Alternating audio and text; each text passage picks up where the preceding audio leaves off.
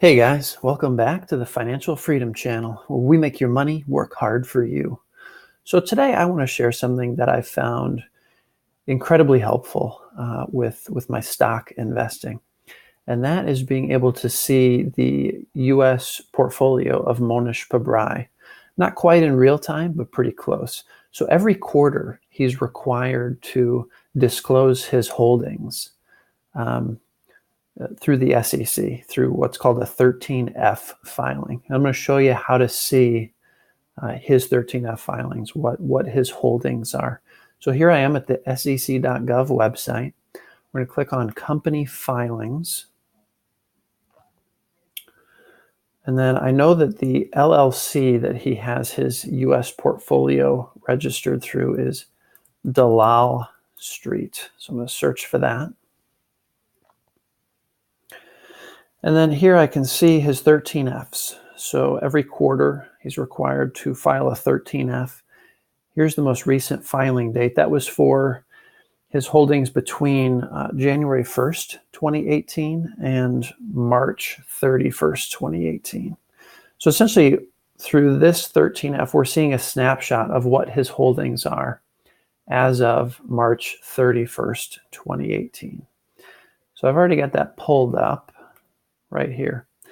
So here are his holdings as of March 31st. He's got Fiat Chrysler. This is how many shares he owns, 13,109,000. And then Ferrari, 398,000 shares. So this is what he holds as of March 31st. Now, in order to see his activity, what he's bought and sold recently, we can look at the previous 13F filing, which shows his holdings as of December 31st, 2017. I've got that pulled up here. So you can see he owns the same number of shares of Fiat Chrysler, same number of shares of Ferrari, but he used to own AirCap Holdings, Alphabet, which is Google, and Southwest Airlines. You can see he doesn't hold those anymore. So sometime between January 1st, 2018 and March 31st, 2018, he sold off his holdings of AirCap, Alphabet, and Southwest Airlines. So that's pretty interesting. That's a lot of activity for Pabrai. So there's two thoughts about why he may have sold these off. One is, either he thinks that they're currently overpriced. So Mohnish is a value investor. He buys a stock when his understanding is that the price of the stock is significantly lower than what the intrinsic value of that company is. So one potential explanation of this is he saw that AirCap, Google, and Southwest, his sense was that those are currently overpriced by the market. So he wants to get out, he wants to lock in his gains on those companies and sell when the market has overpriced those holdings. The other theory is that, Mohnish, he's not very bullish on the US market. He thinks that it's really hard to find good deals on stocks in the US at the moment. The market is overheated, right? And so he's doing a lot of digging in India to find good deals on stocks. So another theory is, he wanted to free up some cash because he's finding investments in India that he likes. So that's why he sold off his US holdings, not necessarily because they're overpriced, but because he's finding better deals in India at the moment.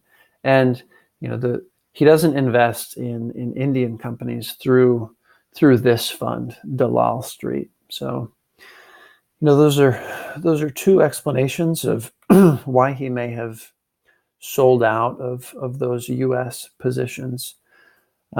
Curious what you guys think. Why do you think he sold out of Southwest, Google, and AirCap? I know he's watching his lectures through YouTube. He does a couple lectures a year at universities in the US, actually one in China.